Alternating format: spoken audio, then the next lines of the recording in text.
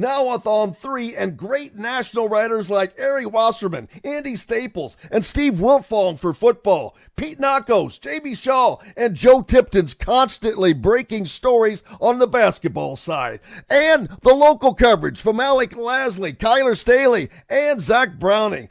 You can catch something new every day at thehoosier.com. Go there. Sign up today.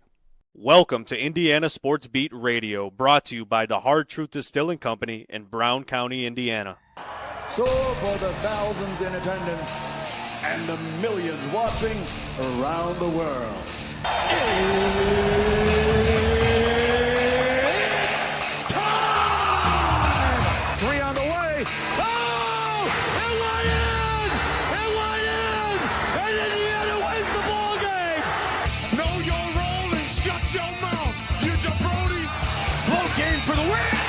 Ayler's gone. Come on, touchdown, Indy! Woo! IU! America! They got a football team now! It's pretty simple. I win. Google me. You know that I'm the cream of the crop. Now, from the Hard Truth Studios, here's Jim Coyle.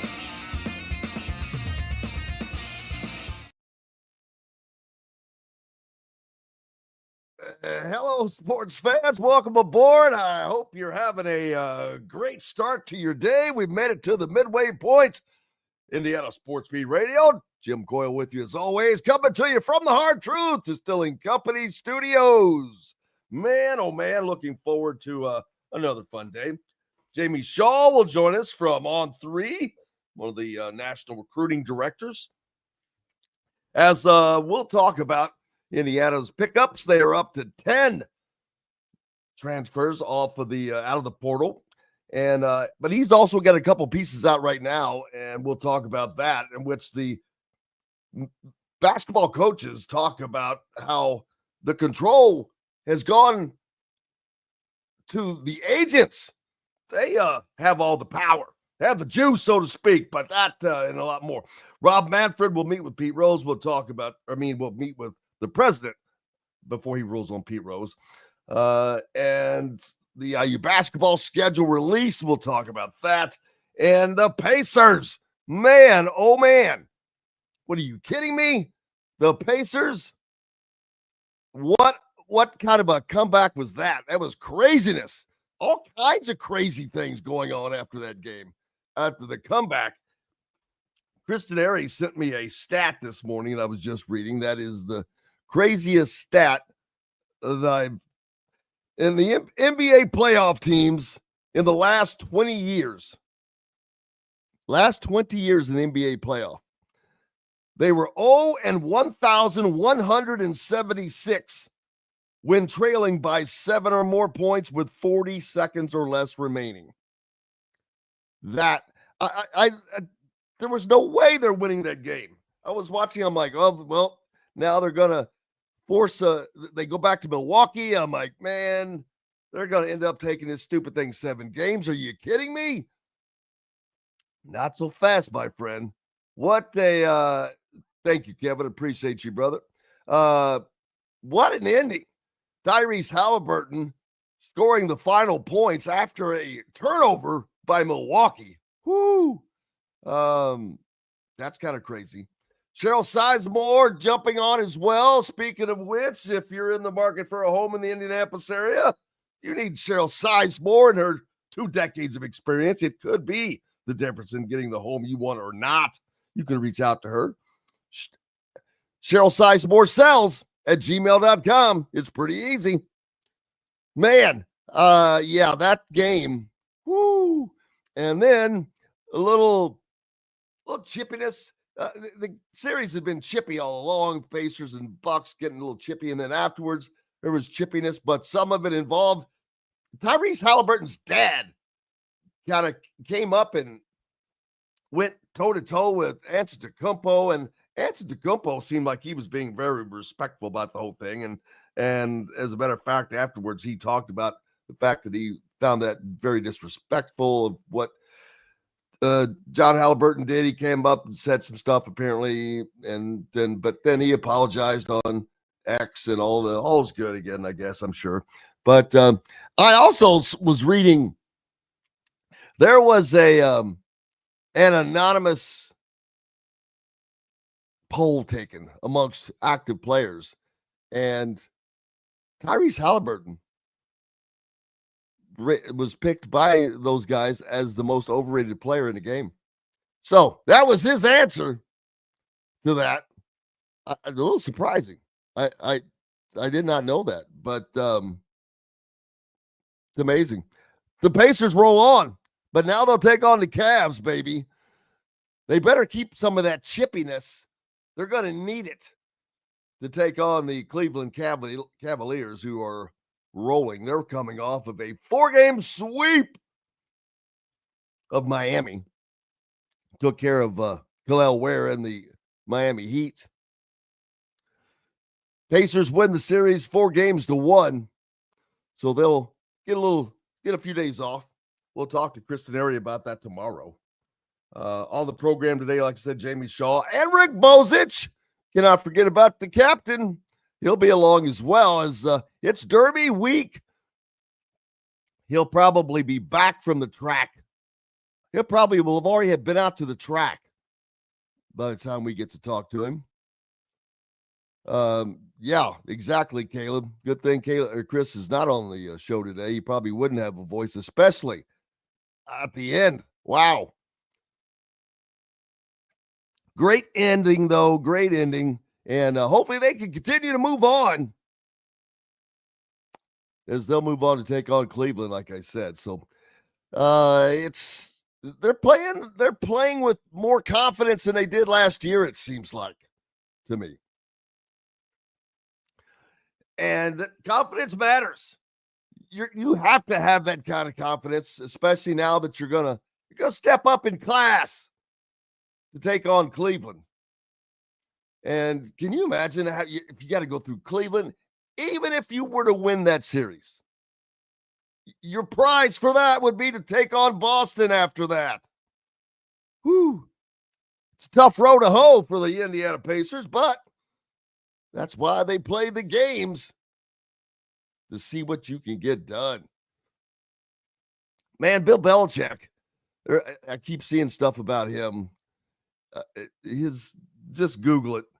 The CBS Sunday morning interview. I talked about this the other day. It's crazy.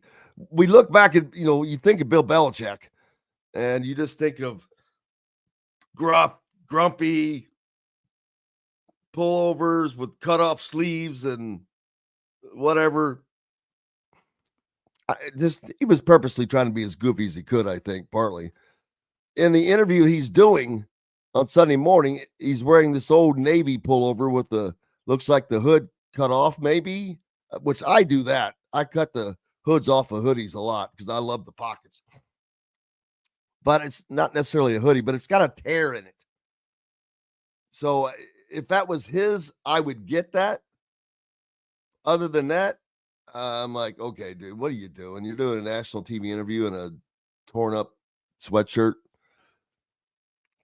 It is a Navy one, so maybe it is an old one, a cool one.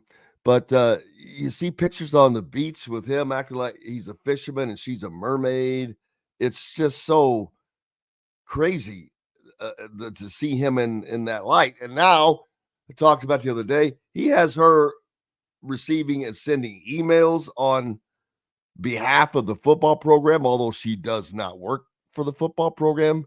Yeah. Can you imagine? I'm glad we don't have to deal with that. That would be weird. So, yeah, crazy. And I think she was just very, on that interview, she may have started talking at the end. So it was, he was asked, how did you guys meet? And the shot was set up in such a way that Belichick's head is to the camera facing the interviewer, and it pulled far enough back to reveal his girlfriend seated at an offset desk. "We're not talking about this," she shouted. Crazy. Weirdness going on there, but the whole thing's weird. You can tell. I mean, she looks like a model, and she knows what she's doing. So, craziness. Yeah, we got craziness all around. We're all stocked up here. Go sell crazy somewhere else, baby. Let's take a break. The great Jamie Shaw from On3 is with us next. Talk some recruiting. We'll talk whatever you like. From the Hard Truth Distilling Company studios, we're returning on the backside. Andy Moore Honda is Bloomington's #1 Honda dealer for a reason. Buy a new Honda and get a 3-month break from car payments. That's right, no payments for 90 days. That includes the all-new, all-electric Honda Prologue, and you get it for just 0.9% financing. Or the 2024 Honda Ridgeline Black Edition or the Honda Accord LX, both for just 1.9% financing. Get more to your door from AndyMooreHonda.com, Bloomington's #1 Honda dealer and your best place for new and used vehicles. If you're looking for a new home in the Indianapolis area, you need Cheryl Sizemore from Brick and Ivy Realty. Cheryl Sizemore has over 2 decades of experience, and that could be the difference in getting the home you want in today's tough housing market. Reach out to Cheryl at CherylSizemooreSells@gmail.com or 317-701-0838. That's 317-701-0838. Let Cheryl Sizemore sell or find your new home today. Located on 325 acres in beautiful Brown County, Indiana, Hard Truth Distilling Company is the biggest and the best craft distillery around. While Hard Truth is already known for producing internationally awarded whiskeys and spirits like Hard Truth Sour Mash Bourbons, Sweet Mash, and Hard Road Ryes, as well as their cinnamon vodka and the always popular toasted coconut rum. Hard Truth Distillery offers so much more. With a full-service restaurant, ATV, and distillery tours, as well as live music, you can spend an entire day at Hard Truth Distillery while making your entire family or group happy. And that's the Hard Truth. Hard Truth products are available across Indiana, as well as many other states. So no matter where you shop, if they don't carry your favorite Hard Truth product, tell them you want the truth, the Hard Truth. Hard Truth Distilling Company encourages you to enjoy all of their products responsibly and to never drink and drive. Welcome back to the Hard Truth Distilling Company studios on this Wednesday. Glad to have you along from the Hard Truth Distilling Company studios. Joined now by Jamie Shaw from On3. How are you, sir? Jim, man, I'm doing great. I hope that you are. If I was any better, I'd be Jamie Shaw. Man, I'll tell you what, every time I come on this show and I see that vodka distillery, man, those flavors are just through the roof, man. That cinnamon one, the toasted coconut. It's like, wow, it's 9 a.m. where I'm at, but that's a good commercial. I appreciate it, man. They're a great sponsor. Hard Truth, they're the greats, man. We're fortunate it's right down the road, so when you ever make it up this way to visit Steve Wilfong or somebody, love to stop in and pay a visit. Without question. How's everything going with you, my friend? It's busy. We went straight from the high school season to the transfer portal. Now we're back to AAU and all that type of stuff. So it's always something. The AAU season, I saw I can't remember who said this, but a coach the other day said you're better off not going to a single AAU event. And what was the statement? I forget. It had to do with the portal, basically, though. And it was in the article I wrote the other day. A Big Ten coach made the statement that they are better. Now I read your stuff, brother. They are better served having meetings with 3 or 4 different agents than they are going to a live period event. That's it. That was it. Yeah. That was crazy. It's just, but it's. I say that all the time because it's true. I asked a question the other day. I said, "What's the point of even recruiting freshmen now?" To be honest with you, because A, you're going to have to recruit them again as sophomores, and B, we look at Kurt Signetti, who flipped Indiana football. That's a crazy story, but was able to flip Indiana football from being a walking corpse to a preeminent program, at least for the moment. And he did it by just doing that same thing, by getting the guys he needed. Now they are recruiting for the future. I see a lot of 26, 27 guys. I know we're talking about football, but it doesn't matter. It's the same deal, although you've got less room on a basketball roster to carry that. Well, for sure. Ideally, roster continuity is ideal, and that hasn't gone away within the college landscape. College coaches want to bring in younger players, get them in their system, and ultimately keep them year over year over year using the transfer portal to kind of, put the bandages over the holes, so to speak. So ideally, getting the younger players, the high school kids, the freshman transfers, guys that have multiple years in your system following, that they come in, they have a good experience, and that's how you kind of build a roster with continuity year over year. Does that happen? Less and less nowadays. But ideally, that's the mold that college coaches tell me, at least, they prefer.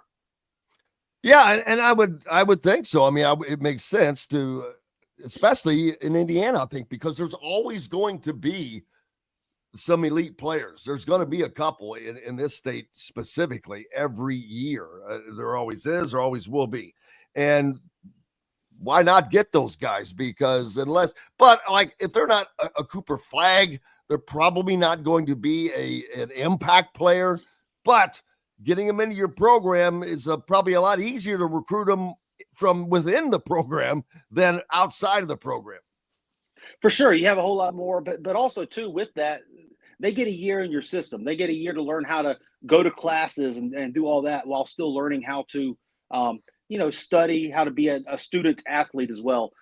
Get to learn also your system, what's expected of them on the court, what's expected of them off the court, what's expected of them within the defensive scheme, within the offensive scheme, where they should be on the court, within the flow of the offense and all that type of stuff too. So getting them early, learning, teaching, they learn your methods and everything too. They break bad habits, get into your habits, and then keeping them the next year and the next year as they continue to grow throughout the process. It's the ideal way that college coaches would like to, prefer to build a roster.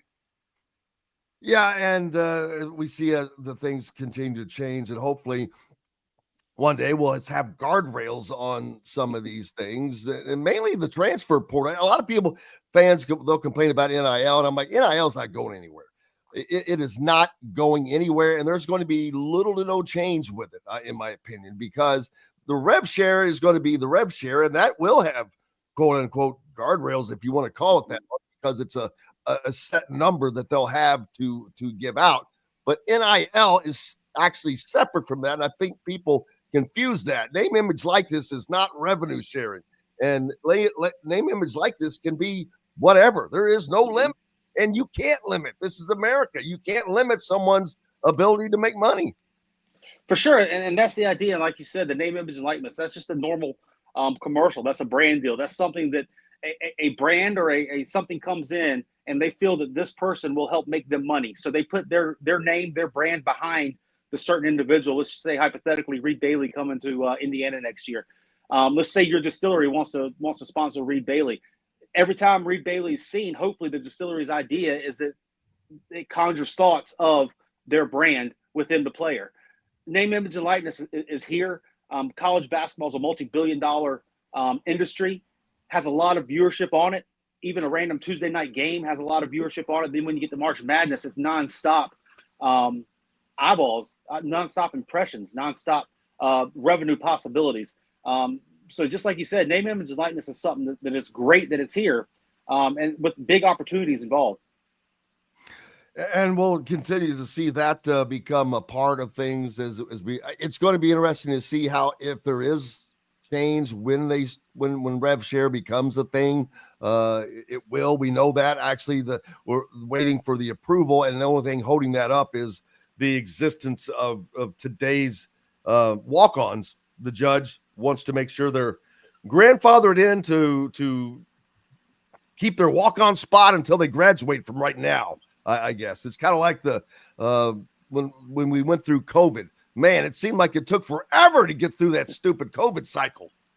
Well, and that was a big thing too that came. A lot of the stuff we saw in the transfer portal initially, it was supposed to happen on April 7th, which was right in the middle of the transfer portal. So you saw a lot of guys that were, I don't want to say rushing, but they were quick to get their deals done because they wanted to, again, be grandfathered in throughout when it came to signing their NIL stuff with collectives and everything. But as you're saying, it got pushed back. The judge wanted to come back with some different wording involved and all that. So, you know, who knows? Every single year that we've had this, it's kind of just been shooting from the hip with college coaches. As I sit there and talk to them daily, they don't know what it's going to look like in next month, 2 months from now, let alone a year from now. So just trying to adapt to the best you possibly can every single day. Yeah, that's all you can do because when I see people or a lot of people still complaining about it, it's ruined this. I'm like, well, not really ruined anything. And well, if it's NCAA is powerless, people. They have no power. It's the courts that are making these decisions. So, and some of these are decisions that probably should have been made a long time ago and could have been implemented, and it would have maybe come along at a little slower pace instead of just the dam breaking, and it's like the water has just flooded the town. And that's what it's been like because it's such a massive change. But the transfer portal itself has made college basketball and football better, in my opinion. Now, that doesn't mean I like the ability to just go wherever you want, whenever you want, year after year. I don't. I think that that's something that if they could get their handle on, that would change things greatly. But the portal itself has made both sports better. For sure. I think when you look at it, what it has done across the P4, I guess in basketball, P4 in the Big East, the power conferences, it's given a whole lot more parity throughout the top level of the sports. Football, the same. You know, the P4 conferences in football, it seems to be the talent is so much more spread out now throughout the power conferences. And I think you are going to see a lot of parity at the top. And that's what we saw last year. And that's why there was so much talk with the NCAA tournament. But views were up, ratings were up. People enjoyed the games. They wanted to see those top teams playing each other. Upsets are nice. Upsets are nice for about 30 seconds. Legitimately. When that was so cool. Well, now you've got this team playing against that team, then they go get waxed or something like that. It's cool for a second, but the games last year were pretty intriguing. Well, when I talk to my buddies, I sit there and look around, and they all want to see the best go against the best.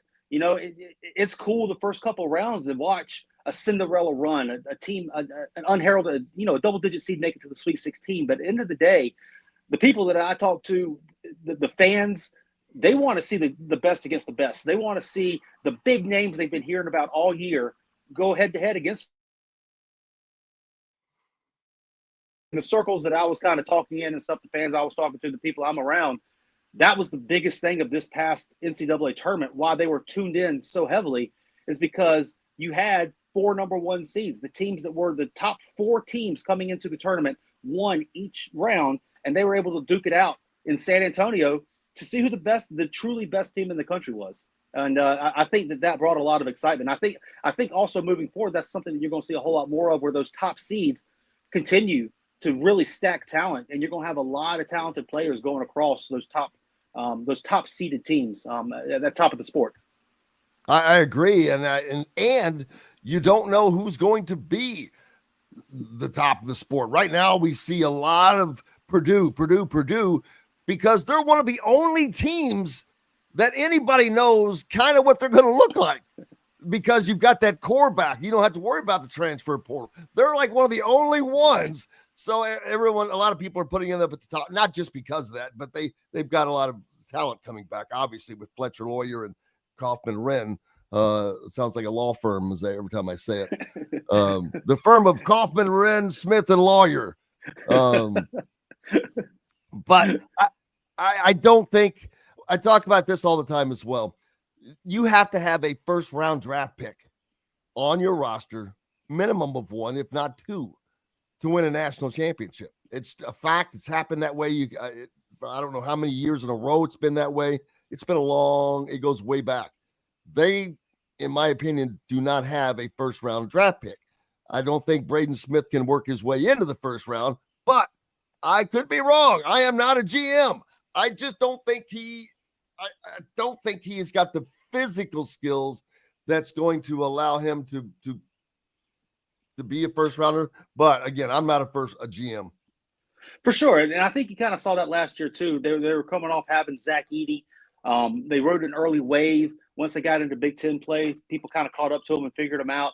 Now they added Oscar Clough throughout this offseason. They have roster continuity going from year over year, like you said, Foster Lawyer, or the Lawyer brother, Braden Smith, Trey Kaufman-Wren, all coming back. You add Oscar Clough, who's one of the most efficient players in college basketball last year as a big man, and they're getting kind of back to it. But, I think as you saw last year, people caught up to what they were doing in the Big Ten last year, and they kind of went on a little late season skid as they kind of stumbled into the NCAA tournament with it.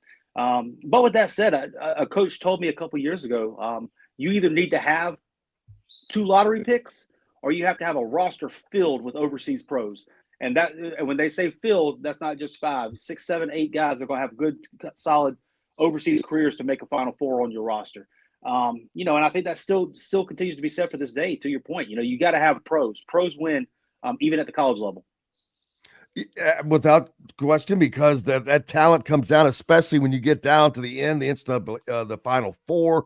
Pressure's ramped up. The atmospheres are great, so you have to be able to withstand all of that, and we'll see how that goes forward. Indiana, Darian DeVries building his roster slowly, but it is coming together. They are 10 deep now from the portal, it looks like, and we have a very good idea of what this team is going to look like. As he has recruited specific players and guys that fit into a box for the most part, but 6'6", 6'7", 6'8" wings. That is the gist of his players. Of course, he's added a lot of guards, but some of these guards are I think he's got guys that can play the 1 to the 3 and the 2 to the 4. And that is the difference in what he's doing. He's got a lot of interchangeable parts.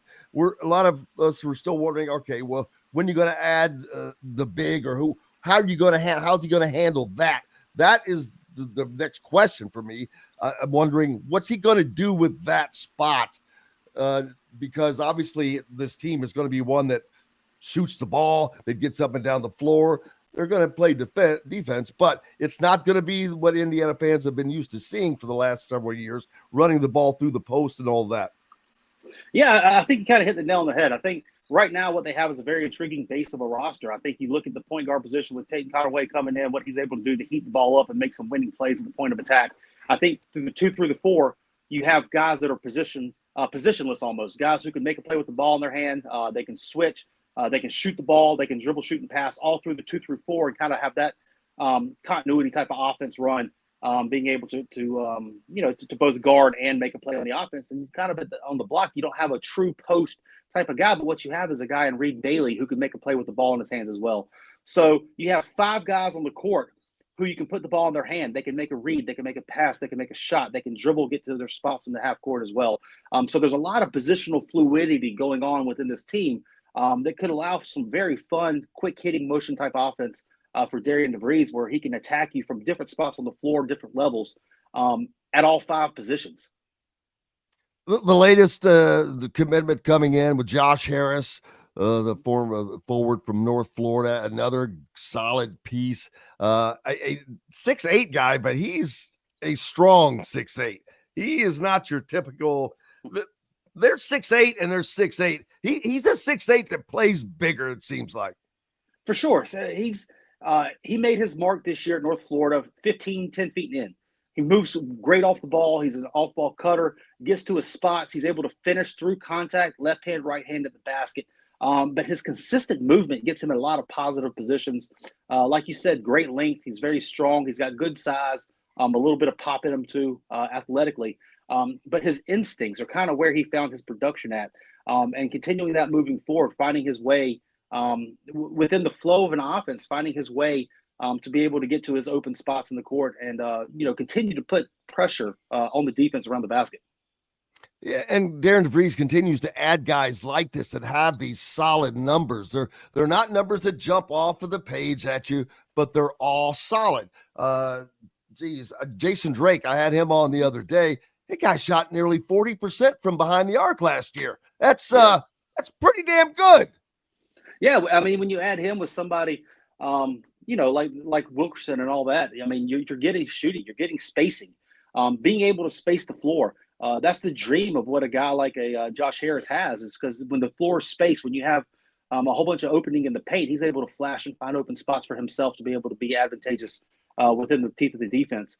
But you have the shooting, you have the playmaking, you have guys who can defend at the point of attack, and you have bigs like a Reed Bailey who can make a play extended from the basket, and you could run offense off of him as a central type of hub. There's a lot of variations on this offense. There's a lot of continuity. There's a lot of fluidity that you can have within this offense of bigs playing out, forwards playing inside, guys being able to shoot, and interchangeability with it. I guess in football they call it being multiple.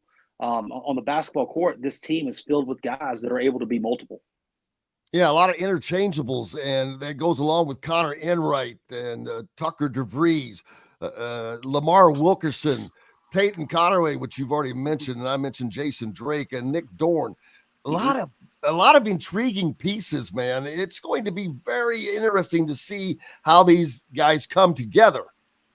For sure, and I think what you have is a nice little mixture of older and younger guys too. So you have the younger guys like a Harris, Nick Dorn. You have Josiah Miles that have multiple years in there, but then you have the Conaways and DeVries, Baileys, that are coming in with 1 year left. So you have a potential 10-man rotation of fluid players that are both for the now and for the future, of being able to truly build a program. I think when we first talked when I was in the airport, and DeVries had just gotten named the job like a week in, he didn't have anybody on the roster yet. We talked about what it was going to look like. I think now, a couple weeks later, we're starting to see as to what he wants his team to look like, how he can kind of envision his team playing. But not only that, the future of the program. They have guys that are going to be here for multiple years, as to where they can earn their minutes this year, learn what they have, and then next year step into the roles of being the star-type players. So I think this has been a very, very successful portal haul when you want to look on the outside. Now, obviously, they have to get on the court and they have to play. But looking at the roster build, how you can envision what it is that DeVries wants to do with his team and kind of how his teams are going to look moving forward. Yeah, and in talking to some of the players that I've been able to talk to, they love his vision. That's every one of them mention it, or whether it's in interviews. I see them mentioning that, man, I loved they love what he is wanting to do. So when you've got the players buying into it like that already as a whole, that's a good step. And so it's going to be exciting. I think Indiana fans are going to have a blast watching the team regardless. Now, the big question is, what's he going to do with that 5 spot? How is he going to treat that 5 spot with what we've seen? And I know that it's hard just to predict that, but you know the kind of guys that he's going after, Federico, and it was the other guy that's still out there. I just saw his Baba Miller. So what do you think the 5 spot will look like for Indiana? Well, I think what you do is you set aside the price value that you want in a player, and you go the out price and find value. That's funny that's where you have to start, and that's legit and the most accurate thing. But that's crazy that's the thing you have to do. Well, you need to cap it, because obviously everybody has a certain allotment that they're able to go out and use. You need to cap each position as to what it is that you're willing to give toward that position. If the value starts to go a little bit higher than what you're used to, you got to be able to walk away. It's kind of the same in any negotiation that you have in life. When it comes to business, there's a cap there, and you want to negotiate as high as you can toward that cap. But once that cap is reached, you got to be able to walk away. So you got to set forth what that cap is for what you're willing to spend for that position, and find that, and then go find guys out there that are available, whether that's high school, whether that's in the portal, whether that's international. Go find guys that can fit the threshold as to what it is that you need from that team, whether it's being a bruiser, a rebounder, a guy who can finish at the rim, a guy who's switchable, a guy who blocks shots, a rim protector. Whatever it is that you want to value within that position, go out and find guys that fit that criteria, engage them, and see where kind of things land as to how you're able to kind of build what it is that you're looking for. There are a few guys that are out there, but also, too, talking with coaches throughout the entire process leading into the portal, going through the portal, and where things are at right now. the point guard and the 5 position are the 2 most scarce spots out there. Guys that actually have stats at the 5 position that are big enough to be able to compete at the Power 5 level, P4 level now, I guess. Those are scarce in this portal. So their values are going to be a little bit higher because you're not able to find more of them. Now, all of a sudden that a lot of them have already committed, these last couple left are still going to have values that go high. So being able to identify guys that fit what you want within the parameters of what you're able to go out and do. The ability to walk away. I'm going to nickname that you Josh Heupel-it. Josh Heupel-it, baby. We saw that play out in real time.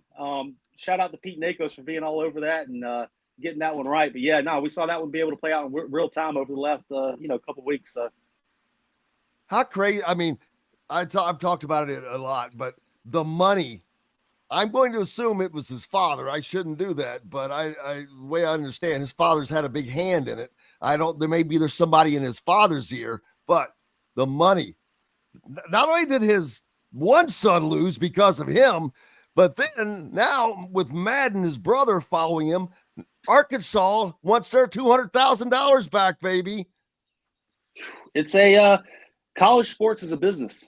College sports is a business, and we're starting to see stuff that we see in the real world happen in real world business happening in college sports now.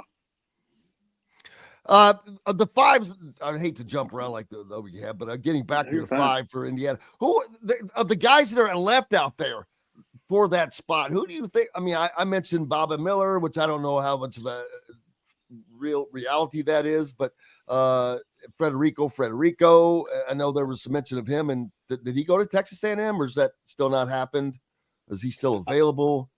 I don't think it's anything's finalized yet.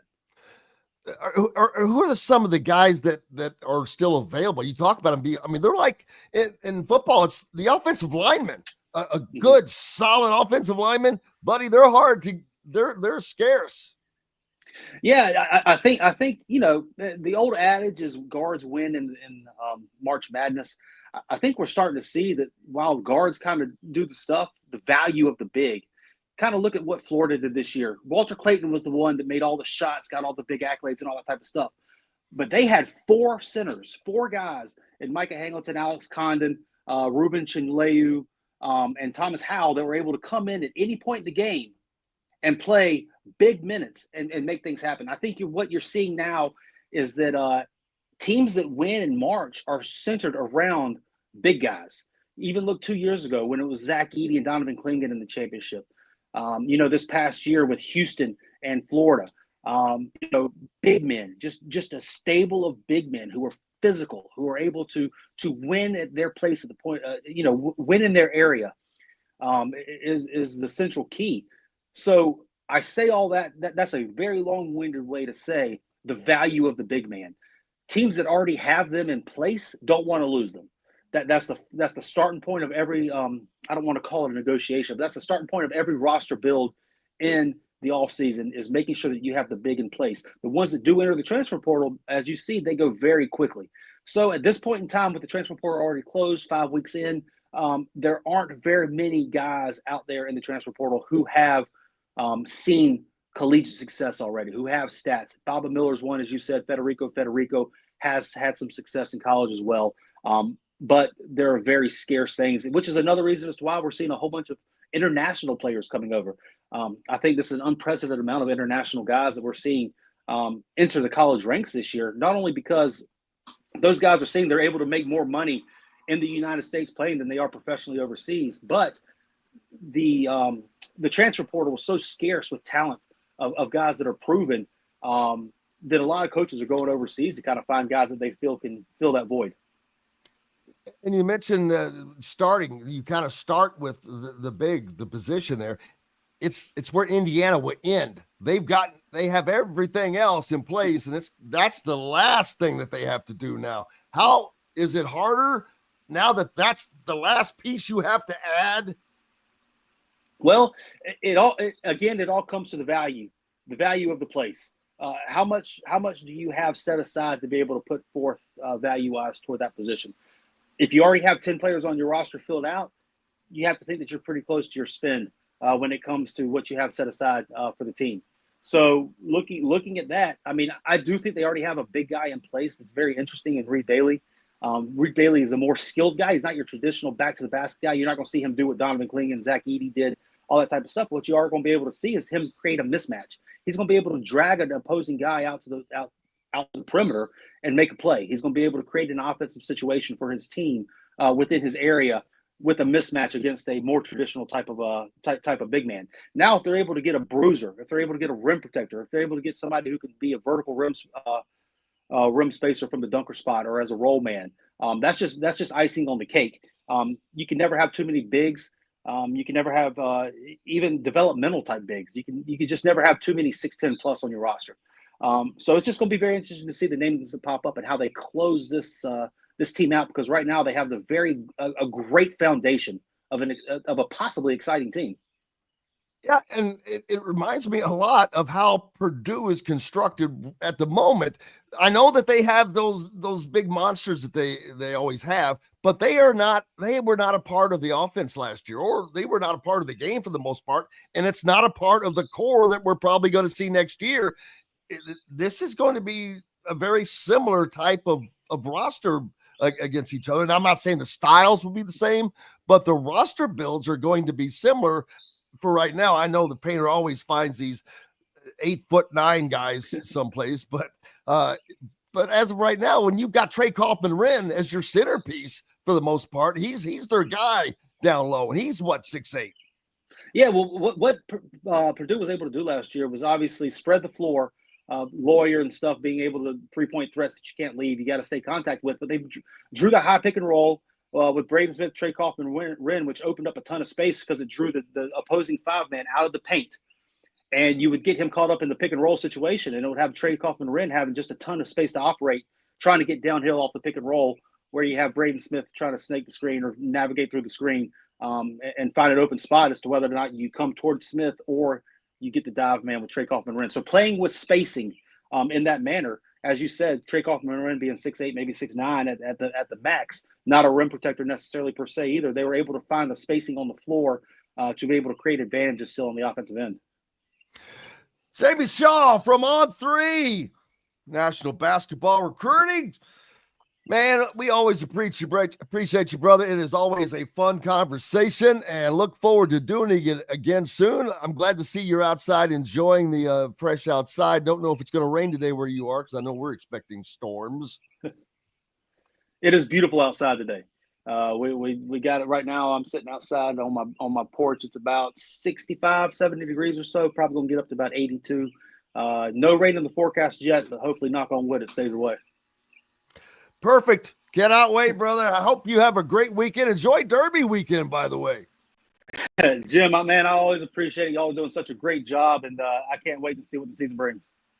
Hey, make sure you go to On3, whether at thehoosier.com, and get signed up, get a subscription there, because that is where you can find the great breaking stories from Jamie Shaw, Joe Tipton, and the rest of the crew. You guys are killing it, by the way. On3 has just absolutely killed it this recruiting season, especially. The portal season is our Super Bowl. So we take the portal season very serious. We spend months in advance trying to lead up to it, and I think we've done a very good job so far. Also with the help of our team sites. Our team sites are very on board with the pulse of what's going on, thehoosier.com being one of those as well. Very in tune with what's going on, both on the recruiting side of things and within the team construct and stuff with relationships and everything too. So everybody that's listening, I'm sure you already do, make sure you subscribe to thehoosier.com, but also subscribe to On3. You get every team site there available. I think we have 30 of them right now, along with the national stuff when it comes to Steve Wiltfong, Joe Tipton, guys that are completely at the top of their profession. So it's well worth the little amount of money that you get to put into it. Absolutely. Alec Lasley and crew doing a tremendous job over Fantastic.com as well. And combined with On3, I find myself just reading. I'm like, damn it, I got stuff to do. I got to stop for a while. It's a rabbit hole, man. You read one and then the next one pops up. You're like, oh gosh. It's filled with information. Jamie Shaw, appreciate you, my friend. Jim, thank you. You betcha, brother. Jamie Shaw from On3 joining us here on Indiana Sports Beat Radio. We've got lots more coming up. Keep it locked where you got it. We're back on the other side. Know a team or group needing a fundraiser? Boost Fundraising raises more money faster and offers the most unique and user-friendly online fundraiser in the nation. Your team receives personalized fundraising pages for each team member. Free team-branded promo gifts shipped to each donor. Boost Fundraising does it all. Sports teams, marching bands, charity causes, and community groups. Go to boostfundraising.com and be sure to enter the promo code COYLE, that's COYLE, to receive a discounted fundraiser. Located on 325 acres in beautiful Brown County, Indiana, Hard Truth Distilling Company is the biggest and the best craft distillery around. While Hard Truth is already known for producing internationally awarded whiskeys and spirits like Hard Truth Sour Mash Bourbons, Sweet Mash, and Hard Road Ryes, as well as their cinnamon vodka and the always popular toasted coconut rum. Hard Truth Distillery offers so much more. With a full-service restaurant, ATV, and distillery tours, as well as live music, you can spend an entire day at Hard Truth Distillery while making your entire family or group happy. And that's the Hard Truth. Hard Truth products are available across Indiana, as well as many other states. So no matter where you shop, if they don't carry your favorite Hard Truth product, tell them you want the truth, the Hard Truth. Hard Truth Distilling Company encourages you to enjoy all of their products responsibly and to never drink and drive. Welcome back to the Hard Truth Distilling Company studios on this Wednesday. We've made it to the halfway point, people, so it's all downhill from here. Just take the slide. Big Ten released the basketball schedule yesterday for teams in the Big Ten, of course. Indiana's, we'll talk about theirs. Purdue's also out as well, as both teams will have games that you go home only, away only, and then a home and away. I think Indiana's home and away are Purdue, Michigan State, and Minnesota.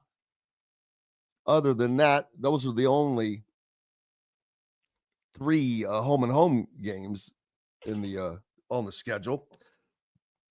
But the home games, I'll be honest with you, I think the home lineup is underwhelming, and the away games are going to be a little challenging. At home, they'll get Iowa and Ben McCollum's new slow ball. Boy, that's going to be something. Slow ball against small fastball when Iowa and Indiana play. Nebraska comes to Bloomington. Northwestern does. Oregon, Penn State, Washington, and Wisconsin. Indiana will have to travel to Illinois, which reloads, but they reload every year, which they've already picked up Stojakovic. Maryland, which may not be as formidable as it normally has been with the changes that have taken place in the coaching situation, of course, and I don't know, haven't followed what their roster looks like, so no idea. But that probably will not be as formidable as it normally is. The Derek Queen will be gone. I'll see. Also, Indiana travels to Ann Arbor to take on Dusty May and the Wolverines.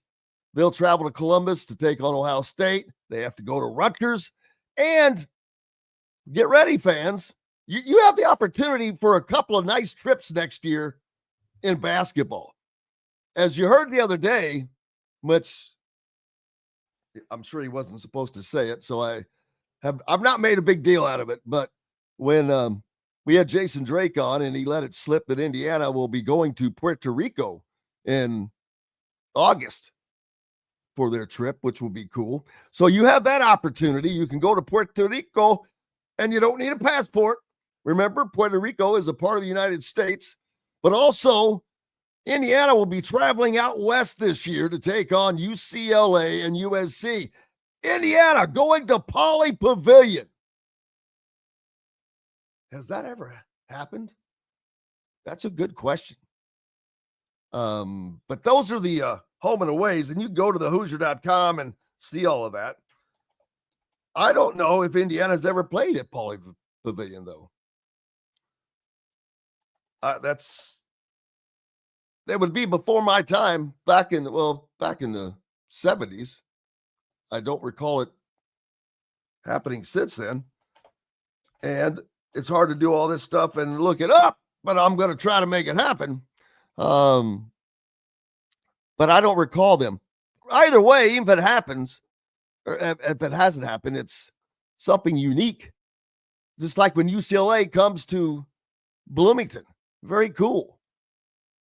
The welding of some blue bloods. And yeah. Don't get on the list about what people have done in the last couple of years. You are what you are. And blue bloods is what both of those programs are. You can't have, you don't erase history.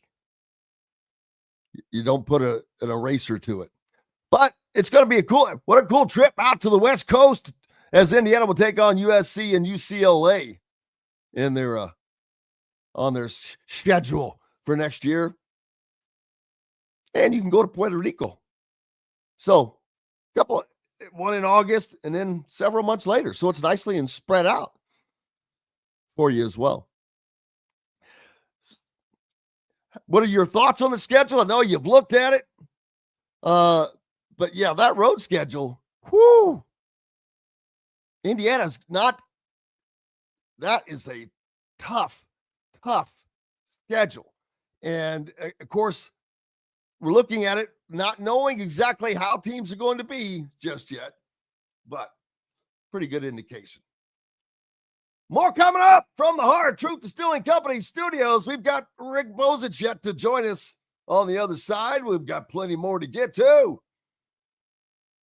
Back with it after these messages. If you're looking for a new home in the Indianapolis area, you need Cheryl Sizemore from Brick and Ivy Realty. Cheryl Sizemore has over 2 decades of experience, and that could be the difference in getting the home you want in today's tough housing market. Reach out to Cheryl at CherylSizemore@gmail.com or 317-701-0838. That's 317-701-0838. Let Cheryl Sizemore sell or find your new home today. Located on 325 acres in beautiful Brown County, Indiana, Hard Truth Distilling Company is the biggest and the best craft distillery around. While Hard Truth is already known for producing internationally awarded whiskeys and spirits like Hard Truth's sour mash bourbons, sweet mash, and hard road ryes, as well as their cinnamon vodka and the always popular toasted coconut rum. Hard Truth Distillery offers so much more. With a full-service restaurant, ATV, and distillery tours, as well as live music, you can spend an entire day at Hard Truth Distillery while making your entire family or group happy. And that's the Hard Truth. Hard Truth products are available across Indiana, as well as many other states. So no matter where you shop, if they don't carry your favorite Hard Truth product, tell them you want the truth, the Hard Truth. Hard Truth Distilling Company encourages you to enjoy all of their products responsibly and to never drink and drive. When it comes to apparel and promotions, Freethink has you covered, literally, whether it's 24 or 200 shirts for sports leagues, businesses, or groups. Freethink Apparel and Promotions can also create your very own merchandising store. Freethink Apparel and Promotions did it for Indiana Sports Beat Radio, and they can do it for you. Whether it's screen printing, embroidery, digital printing, promotional products, vehicle wraps, or anything else under the promotional line. See what Freethink Apparel and Promotions can do for you at freethinkapparel.com. Welcome back to the Hard Truth Distilling Company studios on this Wednesday. Glad to have you along for the ride as we've reached the halfway point. Looking forward to Rick Bozich joining us in the next segment. I meant to, when we was talking to Jamie, 2,700 players entered the transfer portal this year for basketball, men's basketball. That's a 22% increase over last year. And that agents have the control now in the game. I got so hung up on that, I didn't even talk about this. But the agents are the one that has the control. I mean, everyone thinks the players do. No, it's the agents. because they can talk to anybody at any time. During the season, if you're a player, you have an agent, your season's going on, but he can be talking to other teams, setting stuff up, setting deals up, setting your next deal up. Your next destination can be set up while you're still playing. That doesn't happen in professional sports, people. That's the problem. There you go. Aaron says maybe U-Haul's behind all this. You ain't lying there. But you did, when Jason Drake was on with us earlier this week, he's been a lot of places, and we talked about that. But one of the things he says, even though he has 2 years of eligibility remaining, he doesn't want to go anywhere else next year. He's already said that he wants to stay in India. That's great to hear for fans. I mean, you would think that that's a guy that maybe you don't have to worry about having to re-recruit. I mean, they're going to have to do the deal, of course, but the more of those guys you can get, boy, the better your team's going to be, because you know where their mind is. Their mind's right there. Their mind is at home.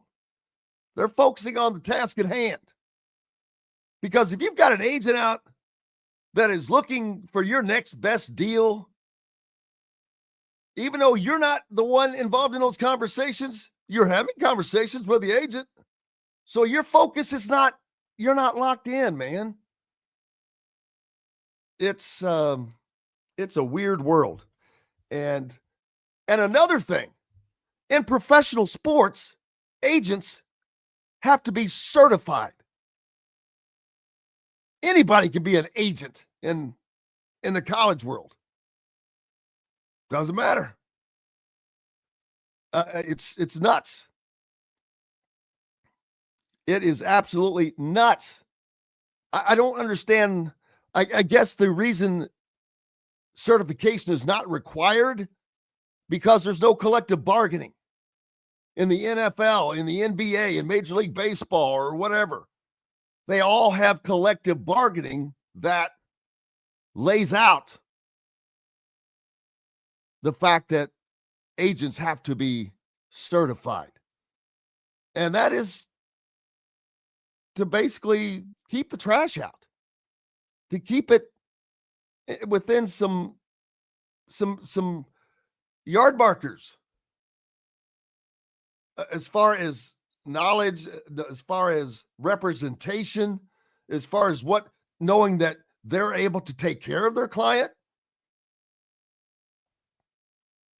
Agents are getting money off of money that kids were already going to get. Like when the rev share, this rev share thing is going to be a boon for agents, because these players are going to get, they're going to get money. And I don't know if, I think the players are actually losing money by having an agent in that age. I really do.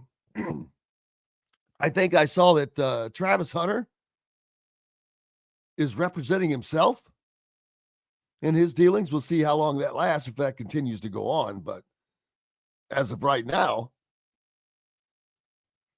I believe he is representing himself. But it's we know it's a wild world.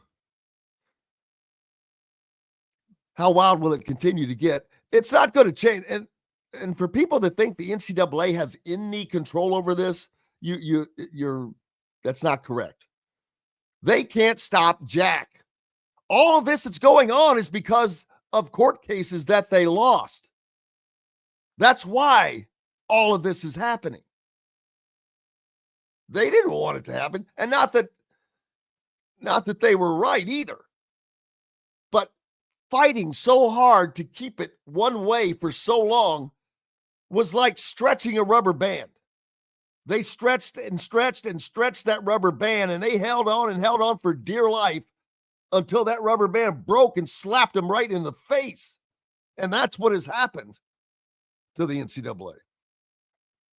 Now, they did just win a court case the other day of some former players wanting money from prior to 2016, I think. So that sets a precedent that I don't see that happening much more.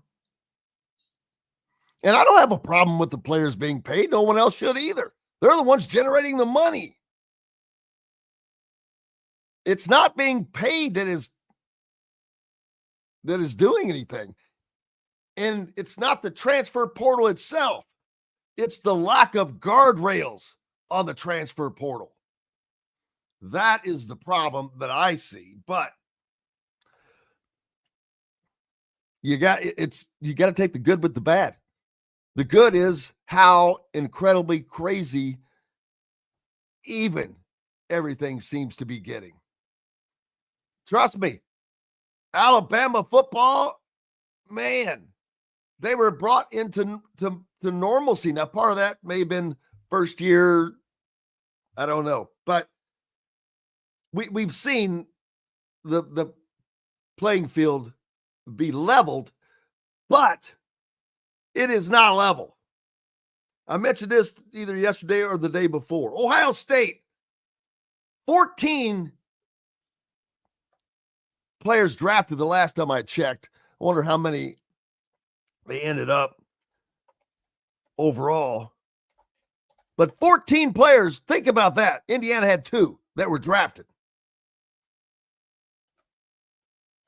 14 NFL players on a team that you're playing against. When you have 2, that's the game, in the game. So think about that. That's the difference right there. When you're playing against a team that already has 14 NFL draft picks on it, current, that would be current, and that didn't count the draft picks that are below them. So you've got double that and then some. That's what you're playing against. What, 30? A team that has probably 30 current or eventual draft picks on it? That's how you have to imagine. That's what you're playing against when Indiana plays Ohio State. So what does Indiana have? Although that, I'm just using it as an example, Indiana will increase. But let's take last year, for example. They had 2 versus 14. That's a daunting challenge. So Indiana increasing that talent, but the point is, while the playing field is getting leveled, the big boys still have the big boys. And teams like Alabama, they got to jump back up quickly. Christopher asking any updates on Luke Goody? No. The first that time that breaks, that'll be in on 3 at thehoosier.com and we'll know about it. But no, and I'm not, if I was for fans, I would not hold out hope, to be honest with you. And even if Luke Goody returned, I don't know how many minutes he would find on this team. And that says a lot about what Indiana fans should have to look forward to. You're going to have to, I mean, it's made for kind of how his game, but I'm not sure that, I don't think that he gets the extra year personally. I know the NCAA was probably taking as long as possible because they don't want to lose another lawsuit. But I don't think that the Goodies will sue for that final year if he loses it. But like I said, I don't think I'm not sure how many minutes he would find on this team, even though he's a good shooter.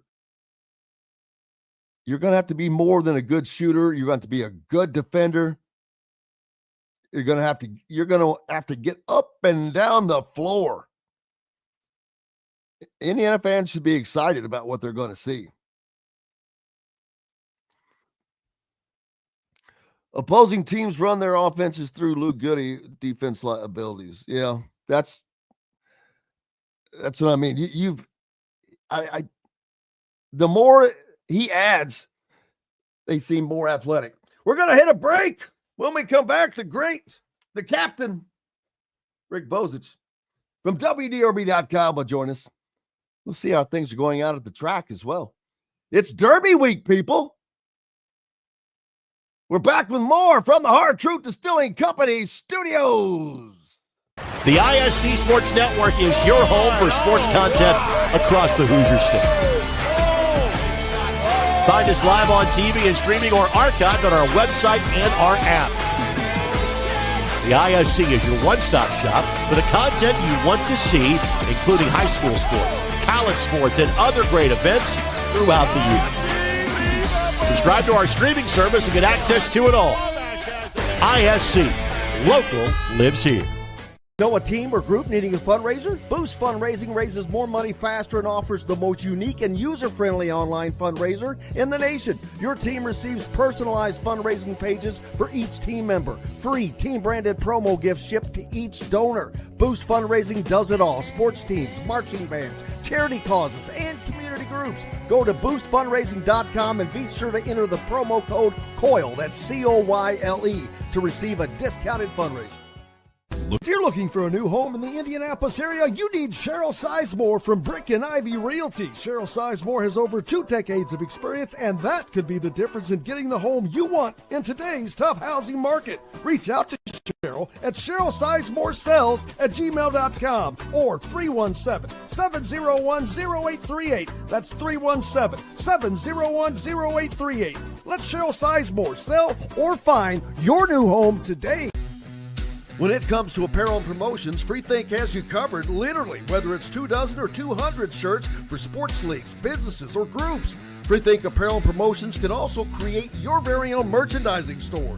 Freethink Apparel and Promotions did it for Indiana Sports Beat Radio, and they can do it for you. Whether it's screen printing, embroidery, digital printing, promotional products, vehicle wraps, or anything else under the promotional line. See what Freethink Apparel and Promotions can do for you at freethinkapparel.com. Welcome back to the Hard Truth Distilling Company studios on this Wednesday, joined now by WDRB.com's Rick Bozich. How are you, sir? I'm scrambling. I was out at the track this morning, but I wanted to make sure I got back in time to talk to you, so I just got in. I appreciate you so much. I thought you might have gone out there. It had to be a beautiful morning, it looked like.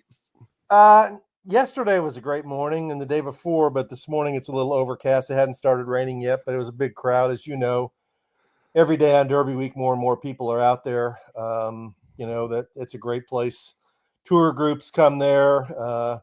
Local people who love horse racing have out-of-town guests that come out there. Celebrities are out there. Politicians are out there. Media people are out there and horse people are out there. So Derby week is really it's like having a Super Bowl here every year. Yeah, it is pretty cool because of the access. It is amazing. And it's not access for everyone, but it's still open to the public for like Dawn at the Downs, things like that. Right. Dawn at the Downs, you go and actually sit in the grandstand and get breakfast and stuff. You can watch the horses train. The Derby horses and the Oaks horses train every morning. Between 7:15 and 7:30. Now, most of their actually training is over. Now they're just out there galloping and, getting them out of their stalls and stuff to relieve their boredom, I guess. But, other horses, it's a big week of racing here at Churchill Downs. There's some really fantastic horses that are running Thursday, Friday, and Saturday, and trainers here from all over the world, and it's a horse racing. It's a horse race celebration of horse racing. It absolutely is, and I talked about this the other day, and I've talked about it a number of times. How fortunate people that live in Seymour, Indiana, might be the most fortunate people on the planet. They are dead center between the biggest sporting event in the world and one of the other biggest sporting events in the world, but most of importance, two of the most important sporting events in the world. And it's crazy. The Derby and all that is right there, but they're all both such international events now as well. The Derby has really morphed into an international thing over several years of owners from, whether it's been from Dubai or even England or Japan, and auto racing, of course, the IndyCar racing, always big international flavor to that. But yeah, the crowd that it gains, the celebrities. Have you seen anybody so far besides yourself? You're our celebrity. Randy Moss and Mike Tirico. There is one person that's slipping my mind. I haven't seen Bo Derek yet. She used to be a regular. A lot of the real celebrities don't usually show up till like Thursday or Friday, and go to some of the parties and stuff. But I haven't really seen any huge celebrities on the back. Racing celebrities. Jean Crouget, who was the jockey aboard Seattle Slew, who won the Triple Crown in 1977. Steve Cawthon, who was once on the cover of Time magazine when he won the Triple Crown unaffirmed in 1978. Dwayne Lucas. But how old was he when he won? I forget. Yeah, not very old. I think less than 20. I'm pretty sure. I thought he was a teenager. Yes, it was nuts. Yeah, that was a different time, different world. But yeah, he was an 18-year-old jockey who couldn't lose. But yeah, those are the main people that we see out there. I'm getting ready to write a column. I met a young man who has, and I don't do TikTok, but he's got 9.7 million followers on TikTok. And he is embedded with one of the Derby horses, basically telling the story of the horse, but also he's sort of the horse's good luck charm. I wonder if I could 9.7 million, Jim. It left me speechless. I was just staring at that number. I don't do TikTok either, but a lot of people do. We're dinosaurs. If somebody would give me 9.7 million views, I would jump on. Now, let me tell you, I would forget all about that, worrying about it being from China and all that. I'm like, go ahead, take my information. I don't care. Give me the viewers. Yeah, he's just a kid who grew up in Central Illinois and went to Indiana State. Wanted to be a nurse, and somebody talked him into starting a TikTok account when he was in pre-nursing, and he struck a nerve, and he's grown to 9.7 million followers, and now he's attached himself to this one horse, and he's been here with the horse and telling the story of Sandman. So I'm going to post that column later this morning. So just I love that name, Sandman. Does he have his walk-up music? When he comes out to the track, into the Sandman, baby. Yeah. Him and Mariano Rivera. Yeah, it's a good idea. I don't know. Absolutely. That would the Derby. That's the one thing. The access is incredible, but there's the music. That would be awesome, but that's not something that you'd see at a race. But I think that would be cool as hell as they announce the Derby horses. They all have their own walk-up music. Yeah, it would be. What they do have is the walk across from the barns to the front side. Yeah, very, very cool. Although I've heard this year they're cutting back on it. There were too many people out there last year. Oh, there are. There's an entourage with each horse of about 30, 40 people. And I'm like, dude, where the hell are all those people going to go once they get around here? But it takes too long. It also takes away from the parade itself because all you can see is a mass of people. Yeah, I mean, I've done the walk a number of years, and I thought last year there were too many people out there. And one of the owners told me that one of the horses got stepped on, and he made a complaint to Churchill Downs, and he thinks the crowd's going to be cut back this year. I think that they should. I mean, I have never tried to do that, although I was working when I was a young punk and working in the early days, but even before WOKY, I was working for I think ABC had the Derby that year. Maybe they did. And it may have been 91 when Pat Day won, or it was the year afterwards. But anyway, 92 was Little E.T. That was Pat Day. Little E.T. Okay. This may have been then. I can't remember the guy's name that was at the track at the time. Carl, he's now with the sports commissioner or something. Carl Schmidt. Carl Schmidt. Wasn't he like the SID at the track at one Yes, point? he or was. something? Came here from the Miami Hurricanes. Boy, I can't believe I'm pulling that out of him. I didn't know that. But anyway, He's retired now. he's what? Retired? Yeah. Oh, Yeah. yeah. This has been a while. I'm showing my age. But we were told, the do's and don'ts. Don't go into the winner's circle. It was one of the don'ts. Right. Well, after the Derby and when Sports Illustrated, the magazine was still a thing, I had 2 or 3 people reach out to me, one of being an old friend of mine, asking me if I was in the winner's circle at the Derby. And I'm like, how did you know that? And there's a picture, and I'm in the back of all it, but he can only see me from behind head to toe. But I'm like, how in the hell did you recognize me from the back? But yeah, crazy. So didn't get in trouble, didn't get caught. Only got caught by other people, but yeah, it was pretty cool. And it's amazing how the track has changed, though.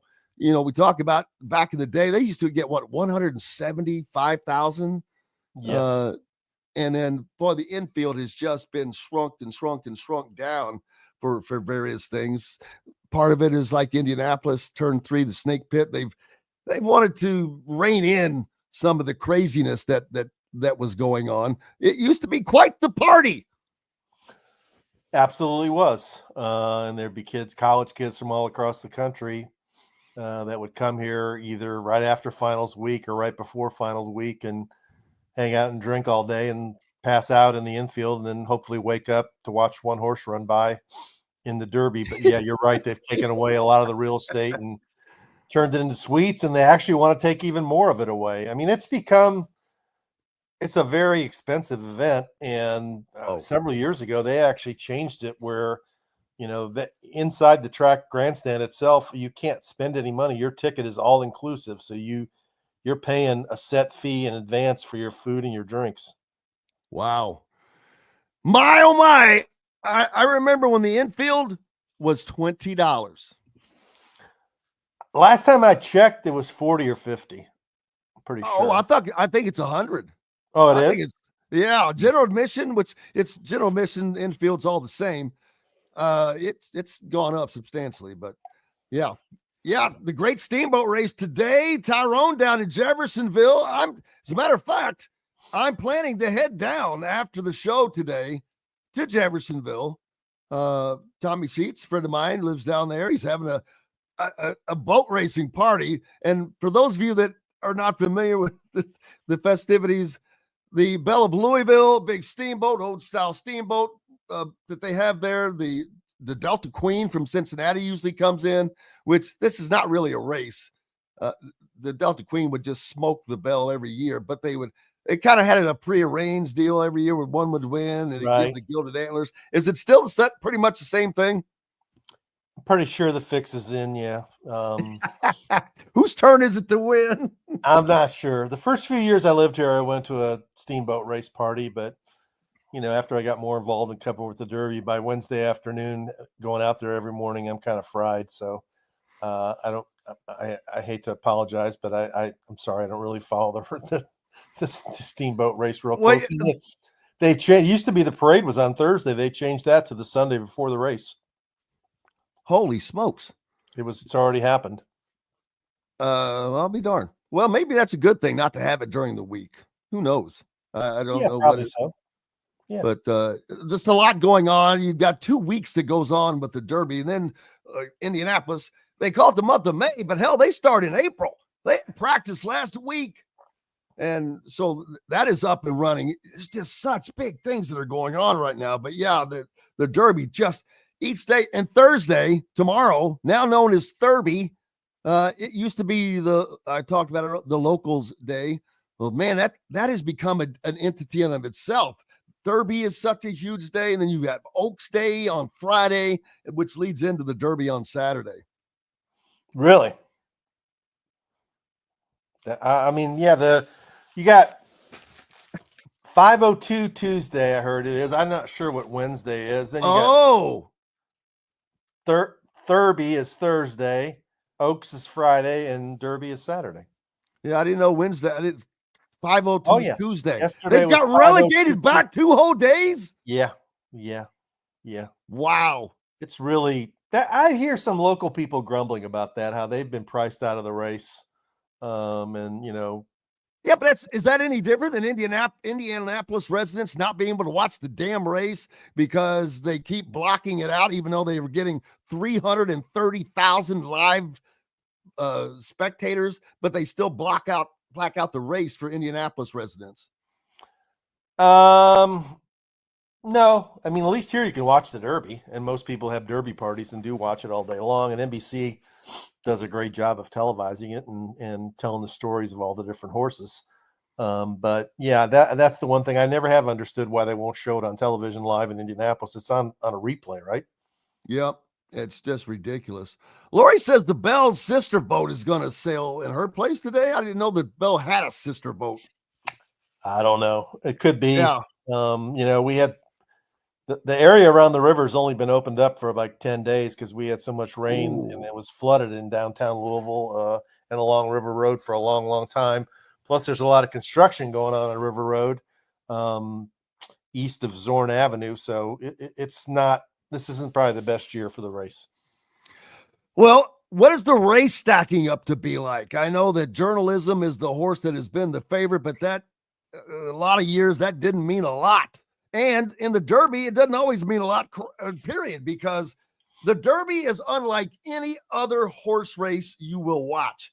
20 horses starting, if they all get to go, but 20, you can't understand the amount of flesh that is, especially when they come out of that starting gate and all 20 of those horses. I will never forget the year Big Brown won, and he was way out. Was he an 18th starting position or something? I think you're right. I think it was 18.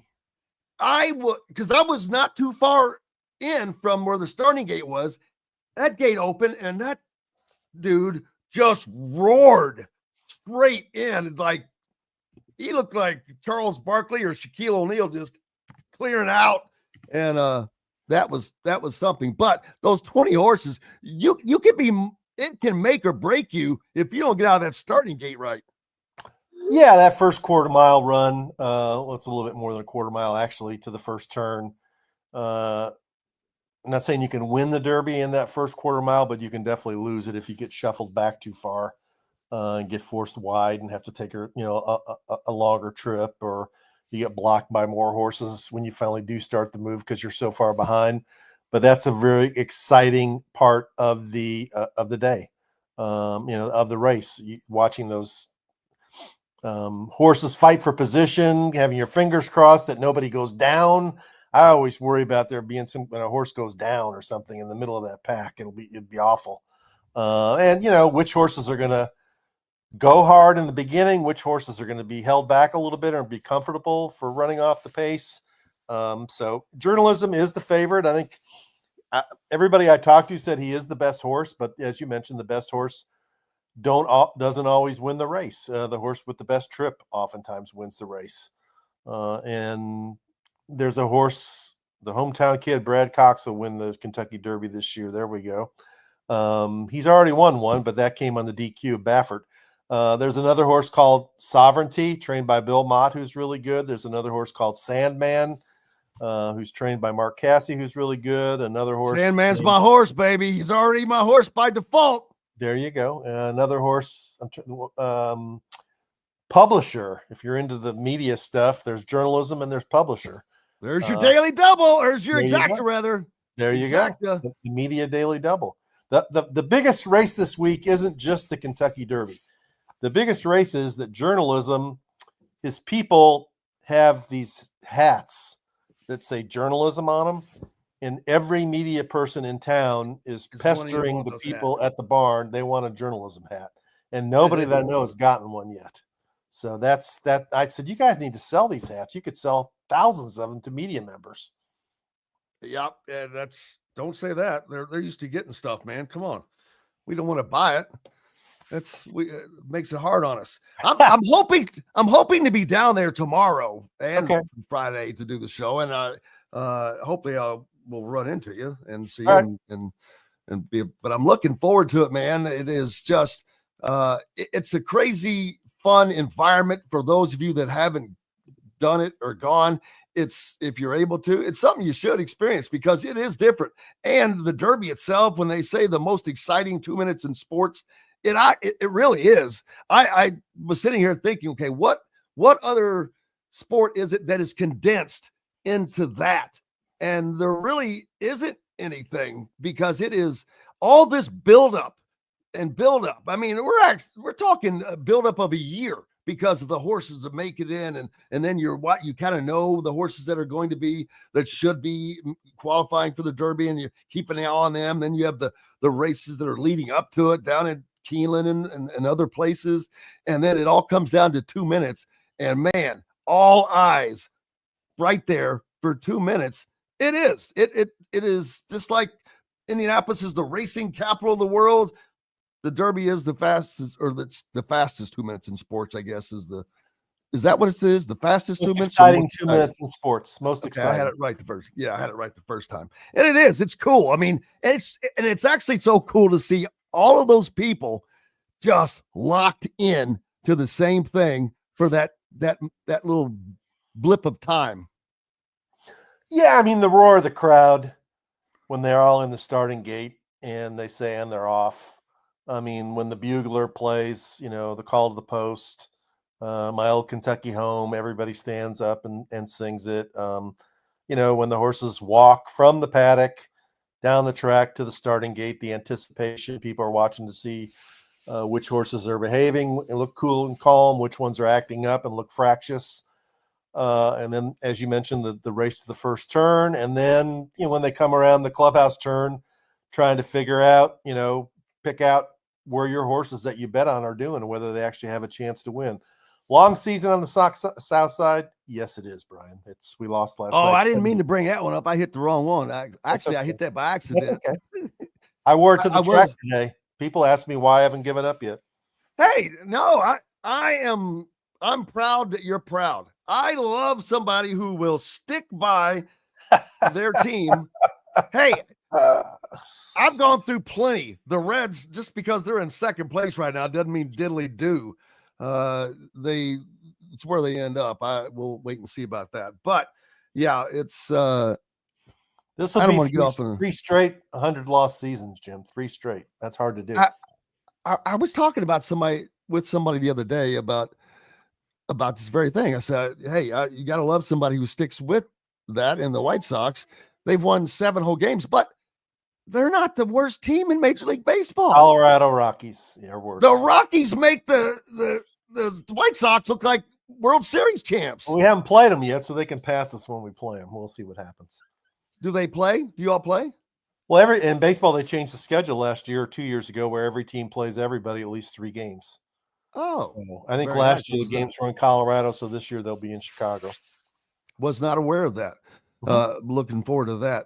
What has been the funnest thing out at the track that you've seen happen this week? Anything out of the ordinary? I remember one of the times when I was there back in the day, there was this dude that was from England walking around. He had his little whatever. I know who you're talking about. He's not here anymore. Wasn't he a journalist from England or something? Correct. Yeah. I can't remember crap, but I was remembering all this stuff today. I don't know what's going on. It was a very distinctive, yeah. There aren't as many people like that anymore. The most interesting person still is Dwayne Lucas, and I'll tell you why. He's 89 years old, and he has a horse in the Derby. And that is crazy. He gets on a horse every morning and leads his Derby horse out to the track. And people said to him, and I was part of the group, that, man, that's really inspiring that you can still get on a horse and go out to the track. He goes, no, you got it wrong. He goes, riding the horse is the easy part. It's walking around that's the hard part. He ain't lying. But yeah, it's cool to see him get up there. And Bob Baffert is back this year. And, depending on how much listeners know, he's won 6 Derbies in 2000. Many. Holy crap. In 2021, he actually won his 7th. And then several days later, the horse was disqualified because they found a trace amount of a corticosteroid in the horse's system. and Medina Spirit was removed as the winner. And then after a long legal fight, it was determined that the DQ held. So he's back down to 6. So and Churchill Downs banned him for the race for 3 years. So this is his first time back since 2021, and he's got 2 runners in the race. So was that too harsh, or was that legit, or was it also we think that you may have done some other stuff kind of deal? We're just all going to lump this together. I think it was because he had some other violations in his past. The initial penalty was 2 years, and I think they extended it for a 3rd year because last year was the 150th Derby, and they didn't want Bob Baffert and his return to the race to overshadow the celebration of the 150th Kentucky Derby. So they added another year just to punish him, and he's back now for this year after 3 years on the sidelines. I'm surprised he didn't sue over that one. I think he might have considered it, and they probably said it wouldn't be a good idea for you. I think the word got to him. How would you like to sit out 2 more years? And he figured out. Cleveland State's getting 4 more years of probation, baby. He figured out who had the power, especially in the suing Churchill Downs in the state of Kentucky. Probably not going to win. That's just a hunch. Not a good idea. Not a good idea. Man, I'm looking forward to it. So many different storylines there, as you've mentioned. Bob Baffert's return. I know I've mentioned this before, but his wife, Jill, used to be Jill Moss. Right. Worked at WLKY when I was at WLKY. She was a morning anchor then, and that's how they met a long time ago. I won't say how long ago. It was a long time ago. But yeah, and so he's got his son now, and isn't his son a trainer? His son, well, he's got 4 children from his first wife. I don't know where they are, but they were little, fairly young when they first came to the Derby. I think it was in 95 or 96. And then his son, Bodie, who Jill is his mother, he's a freshman, actually, because I asked Bob about him and said he's a freshman at TCU. Well, good for him. Rick Bozich, the captain from WDRB, with us. We were been talking it's Derby week, people, so we got to talk some Derby action. Well, I'll be down there the remainder of the week, so looking forward to getting in there, mixing in some horses and hoops, because there's plenty of that going on. And we'll talk a little hoops when we come back from the Hard Truth Distilling Company studios. We're back with more right after this break. Andy Moore Honda is Bloomington's #1 Honda dealer for a reason. Buy a new Honda and get a 3-month break from car payments. That's right, no payments for 90 days. That includes the all-new, all-electric Honda Prologue, and you get it for just 0.9% financing. Or the 2024 Honda Ridgeline Black Edition or the Honda Accord LX, both for just 1.9% financing. Get more to your door from AndyMooreHonda.com, Bloomington's #1 Honda dealer and your best place for new and used vehicles. If you're looking for a new home in the Indianapolis area, you need Cheryl Sizemore from Brick and Ivy Realty. Cheryl Sizemore has over 2 decades of experience, and that could be the difference in getting the home you want in today's tough housing market. Reach out to Cheryl at CherylSizemooreSells@gmail.com or 317-701-0838. That's 317-701-0838. Let Cheryl Sizemore sell or find your new home today. Located on 325 acres in beautiful Brown County, Indiana, Hard Truth Distilling Company is the biggest and the best craft distillery around. While Hard Truth is already known for producing internationally awarded whiskeys and spirits like Hard Truth's sour mash bourbons, sweet mash, and hard road ryes, as well as their cinnamon vodka and the always popular toasted coconut rum. Hard Truth Distillery offers so much more.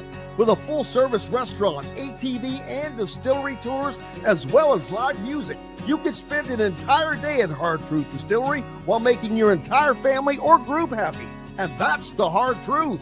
Hard Truth products are available across Indiana, as well as many other states. So no matter where you shop, if they don't carry your favorite Hard Truth product, tell them you want the truth, the Hard Truth. Hard Truth Distilling Company encourages you to enjoy all of their products responsibly and to never drink and drive. Welcome back to the Hard Truth Distilling Company studios on this fantastic Wednesday, wonderful Wednesday. It's supposed to storm later, though. Speaking of that, the weather, what's it, a little shaky this weekend? I mean, Friday looks okay, I think. Saturday, a little shaky. I'll be honest with you. I haven't looked ahead that far. I'm day to day this week, so I take it one day at a time. I love it, baby. I love it.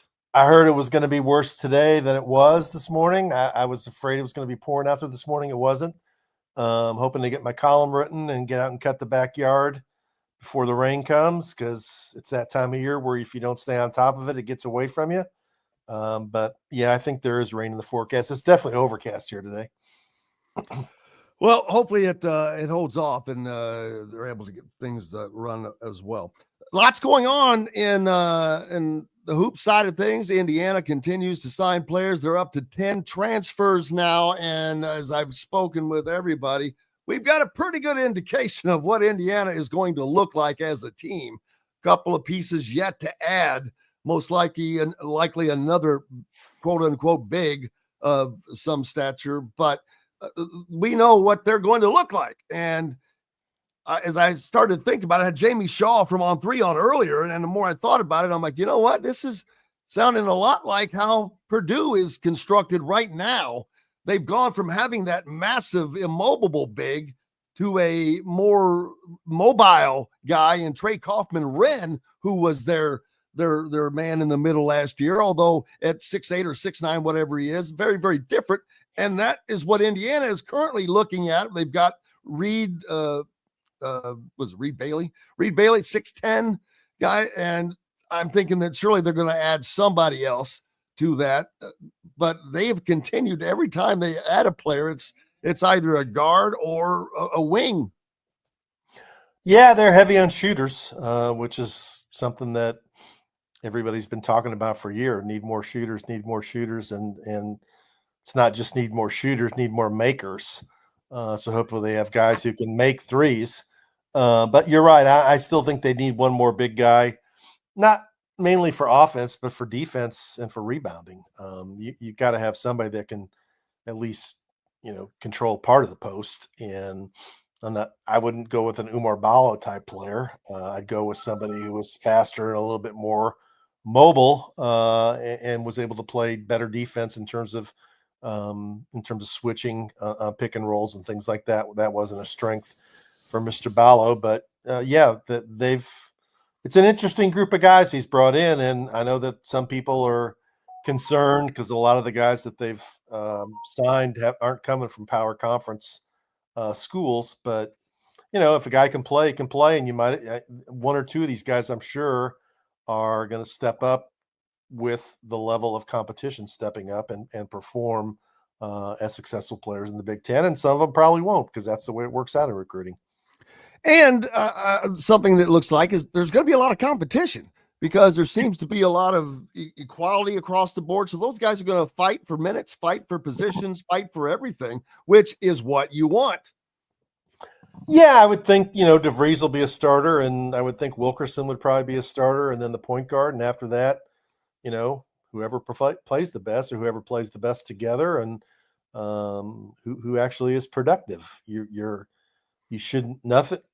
Playing time shouldn't be given to anybody. It needs to be earned. And I know Mike Woodson used that line all the time, but he never really practiced it as a coach, where he was very, very hesitant, not only not to change the lineup between games, but to change the lineup between the first half and the second half.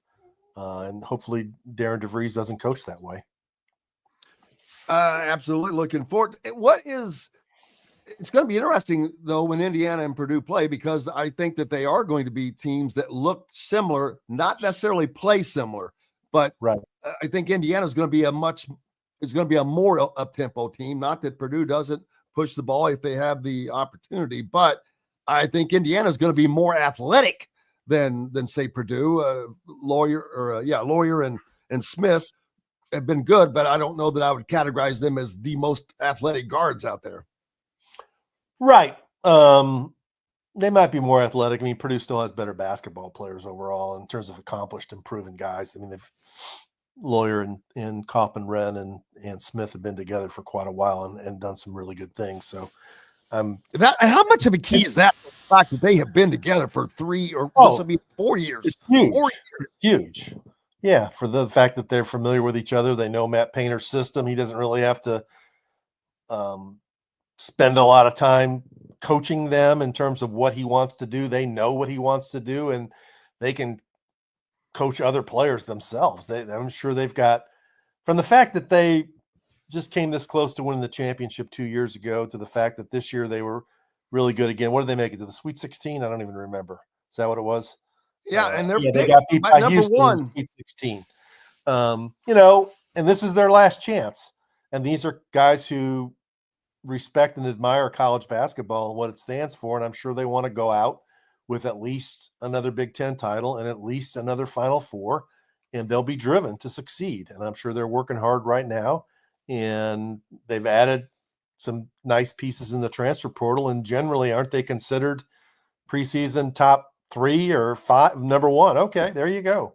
So I've seen them picked number 1 by multiple outlets. And part of that, though, is it's because Purdue is one of the few teams you know exactly who and what they are. You know what their roster is going to look like and what their players are going or look like and who they're going to be. A lot of other teams are question marks just because of the losses through the portal and whatnot. Purdue didn't have to suffer through that much. Yeah, I mean, and we both know that last year Kansas was preseason number 1 and they weren't very good.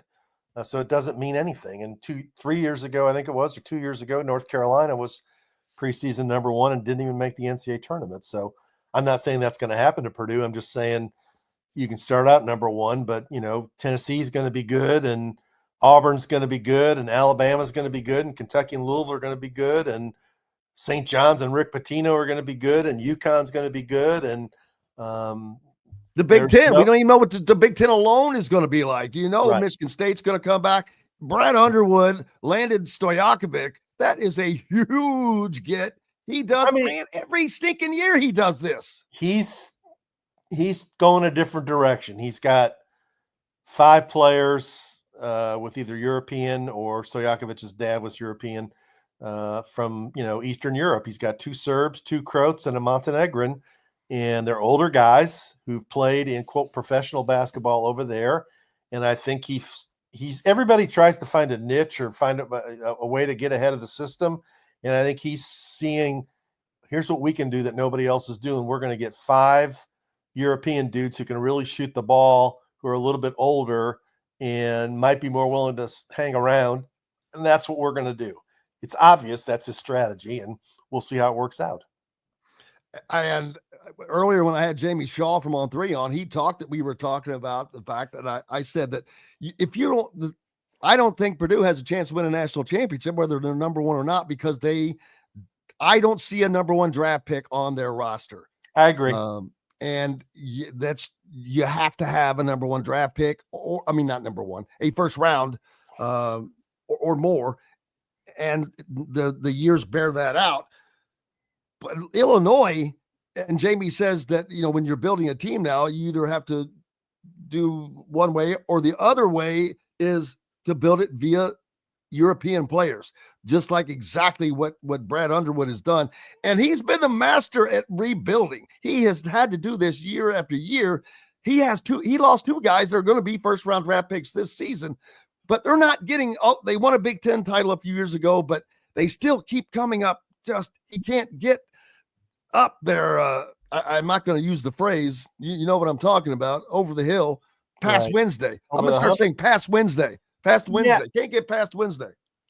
He's gone a different direction because his first few years he was there when he had his big success. He had Kofi Cockburn at Coburn, however you pronounce it, at center.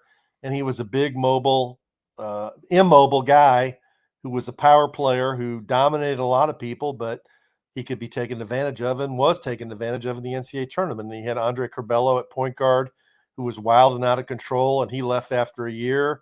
I think he's decided he's been there now, 8 years. He started when Archie started. and he's looking for a different direction. He's going with the European guys, and I think all of college basketball is going to be watching Illinois to see how it turns out. They may be actually. They may end up being the number one team in the Big Ten. Well, of course, we have to wait and see. Or Michigan supposedly had the best portal players. So, and Dusty May did a great job. Second in the league last year and won the Big Ten tournament. So it's going to be Purdue, Illinois, Michigan State, and Michigan. Those are the big four. Yeah, Dusty did a great job when the portal. He filled his portal needs. It seemed like within minutes of the portal being open, boom, he was done. Had what he needed, didn't need a lot, got what he needed, and that has to be a very, very relaxing feeling for him. Just like with Matt Painter, he doesn't have to focus on Darian DeVries right now. Man, filling a staff, filling an entire roster, that's a lot to do when you're going against these other programs they're already so ahead of that. So you're behind. Now they have to catch up. Teams like that have a lot of catching up to do. We saw Pat Kelsey at Louisville do that last year very successfully. I think being in the ACC probably helped that. And we'll see how Darian DeVries can get this done. But it's a lot of newness, and there's going to be a lot of people wanting Indiana to be in that top 4 echelon. That's going to be a hard thing to reach in this first year. Yeah, I mean, Kelsey had several other advantages that I think were important. One is he brought his entire coaching staff with him from Charleston, so he wasn't looking for assistant. He had his guys. And secondly, he brought 3 players with him, including 2 guys that were starters.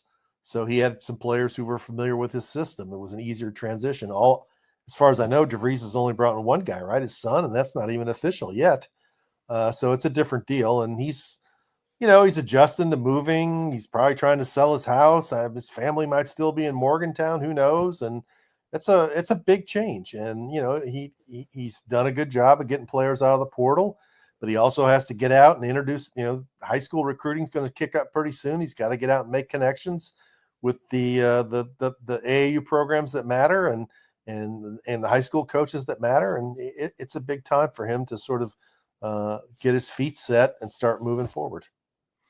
Yeah, and the one thing that I have enjoyed, I've had Jason Drake on the show the other day. Josh Harris will be on with us tomorrow or Friday, I think. But even in the comments I've seen, they seem bought in, not to just coming in and collecting a paycheck. Jason Drake has already said on the show that he has another year, but he doesn't want to go anywhere next year. He wants to stay where he is. That's kind of refreshing to see because, boy, you seem like you're chasing your entire roster year in, year out. And I get wanting to check your value, but it's also nice to see guys that, okay, as long as we can get something worked out, I'm cool where I am, to not have to cause, much effort for that to happen. But it also shows you that they want to be where they are. And that is very, very important. Yeah, I mean, I'm sure Russell wants us to wish him a happy birthday. So happy birthday, Russell. There you go, brother.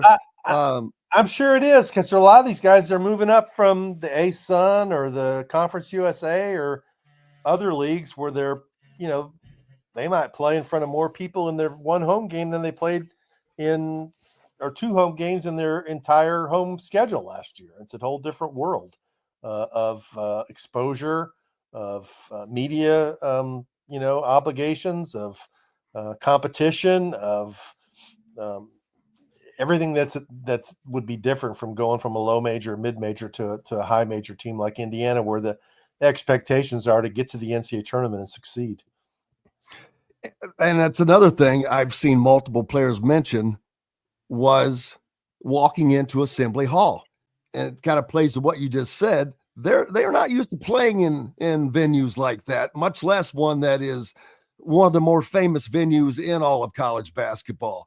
Jason Drake said that it kind of helped me when I walked in. He goes, I knew about it. My dad they grew up as Michigan fans. So they were, they knew about the Big Ten. He said, but I walked in and he said it kind of helped make my decision. So it still has an effect for those that have not been there. No, that's the kid that's coming from Drexel. Yeah. At Cleveland State. Yeah, so he knows what the Big Ten's all about. The two kids coming from North Florida, this is an entirely different world. That's the same league that Bellarmine's in, and some of these other schools where you're playing in arenas that have 2,000, 3,000, 400, 4,000 people, and I'm sure they're not always full. And now you're coming into a place where you're going to be playing in front of 17-2 or whatever Assembly Hall holds, in addition to all the other places Indiana goes. Yeah, and so it's just Louisville and Kentucky, both on the schedule now.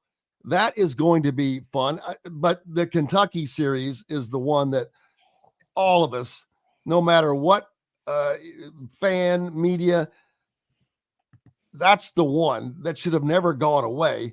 But to see that come back, and probably come back at the right time for Indiana, if we're being honest, it was probably to Indiana's benefit that they had not been playing Kentucky for a few years because of their ups and downs. I don't know how that would have gone, but it's probably restarting at the right time for Indiana. Yeah, I would think so. Playing Erupt's never easy, although Kentucky did lose a few home games last year. Pope is reloaded in the portal. They're going to be preseason.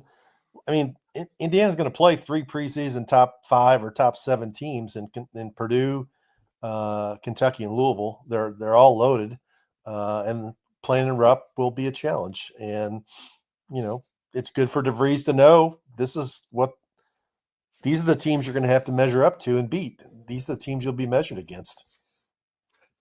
What's up next for you, brother? I know you're back out to the track. Any more today? Or are you done today? I'm done today. I've got a couple columns to write on Derby stuff. Got to be out there in the morning. Then Friday is the Oaks, Saturday's the Derby, and Sunday I go back out one more time for the day after to see how the winner came out of the race and what other horses are going to go to the Preakness and which ones are going to skip the Preakness. And then next week it'll be time to looking for other things to write about. What time do you get out there in the morning? It depends. This morning I didn't get out there till 7:30. Tomorrow I'll be out there probably at 6:45. Saturday morning I've got to be out there at 5:45. It's early. I'm not a morning person, Jim, so it's a struggle for me. Right there with you, my friend. Right there with you. Appreciate you as always. All right. Have a great week. Hope to see you when you're down here. Let me know. We'll see you at the track. All right. Rick Bozich from WDRB.com joining us. Make sure you're giving him a follow, keeping up with all his great content. That is going to wrap it up for us today and put a bow on it. Cannot thank you guys enough. We're back tomorrow to do it again. Planning on being down at Churchill Downs the rest of the week.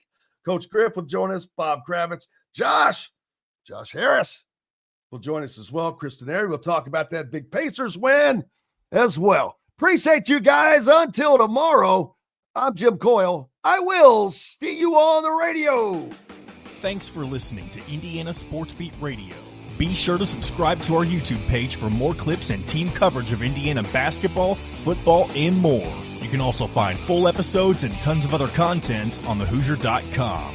We'll see you next time for another edition of Indiana Sports Beat Radio.